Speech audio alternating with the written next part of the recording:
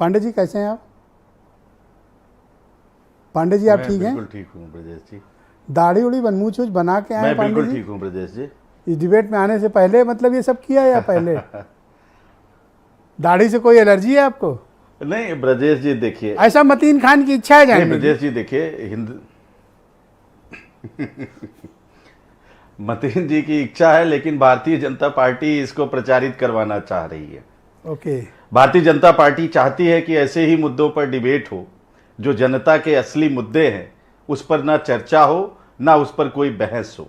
लोग ऐसे ही मरते रहें, लोग ऐसे ही बेरोजगार रहें, महंगाई का दंश झेलते रहें, ये भारतीय जनता पार्टी चाहती है। और मजेदार बात यह है कि तमाम लोग पर्दे के पीछे से या पर्दे के आगे से उनके मदद भी करते हैं और उन पर कार्रवाई भी नहीं होती। भारतीय जनता पार्टी क्या करती है, कुछ उन्होंने मुस्लिमों के चेहरे सामने रख दिए हैं, उनको पिन चुभाती है ब्रजेश जी, तो वो थोड़ा चिल्लाते हैं तो उससे भारतीय जनता पार्टी को फायदा पहुंचता है। इस पैनल में दारुल कोई ऐसा उलूम है? क्या है? दारुल उलूम देखिए ब्रजेश जी, समझने वाले को इशारा काफी, जिनको मैं कहना चाह रहा हूं सब समझ रहे हैं। ठीक है। और सिर्फ डिबेट पर ही नहीं, जवाब करारा मिलेगा, बारी आने दो मतीन जो खान इस की। डिबेट में नहीं। बोलिए बोलिए।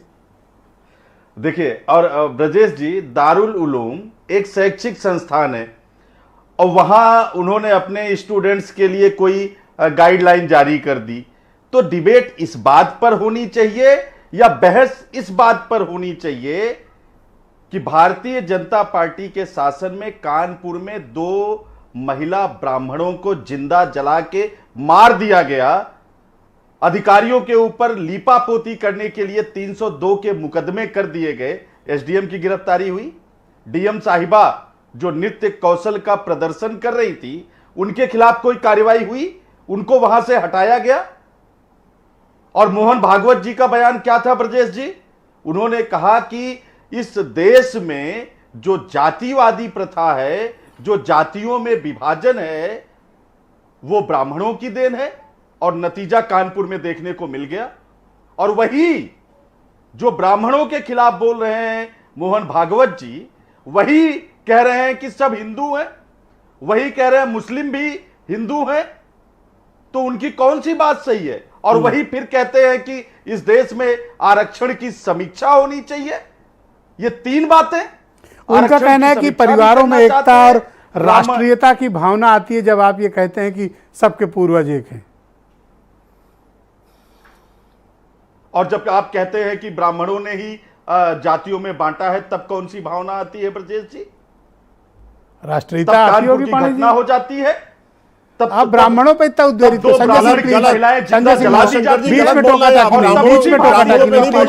मैं आपको टाइम दूंगा। मोहन भागवत के अनुयायी ब्रजेश जी बोलिए बोलिए। उसी मोहन भागवत के अनुयायी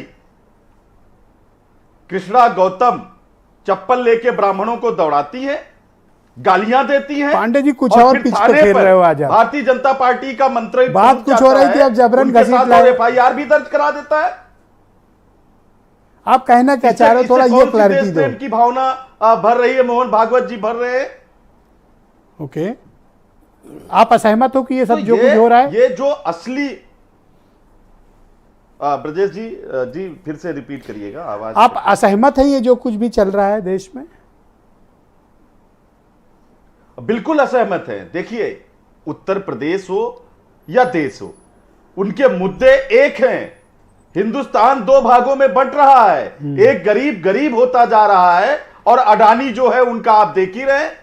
मोदी जी के मित्रों के लिए सारा दरबार खुला हुआ है और गरीब के लिए गैस सिलेंडर 390 से 1100 रुपए का, चाहे वो गैस सिलेंडर की बात करें, तेल की बात करिए, खाने पीने के सामान की बात करिए, इसीलिए तो कह रहा हूं चर्चा इन विषयों पे होनी चाहिए। बेड की बात करिए, तो कौन हिंदू और कौन दाढ़ी कटाए कौन न कटाए, ये मुद्दा है। यही तो मेरा कंसर्न है आज डिबेट का। वो भारतीय जनता पार्टी के लिए वो खाद है, वो फर्टिलाइजर है, वो इंसेक्टिसाइड है। वो चाहते हैं कि इस देश का गरीब मर जाए, इसलिए वो इंसेक्टिसाइड का छिड़काव करते हैं। तो भैया इस फसल के थोड़ा हकदार तो आप भी हैं। अगर एक शैक्षणिक इस फसल का खाद्यान्न नहीं, कांग्रेस पार्टी ने कभी भी जनता के मुद्दों से समझौता नहीं किया। राहुल गांधी जी ने भारत जोड़ो यात्रा 3,500 किलोमीटर की वो जनता के मुद्दों पर की, महंगाई पर किया, बेरोजगारी पर किया, भ्रष्टाचार पर किया, अडानी और अंबानी का जो पूरे देश को लूट लेने का काम है उस पर उन्होंने किया। कांग्रेस पार्टी कभी मुद्दों से नहीं हटती है। हमारे मुद्दे, धन्यवाद, मुद्दे वही है। मैं समझ गया, दूसरा राउंड दूंगा, उसमें अपनी बात रख लीजिएगा। सैयद मकसूद अशरफ मेरे साथ मौजूद हैं।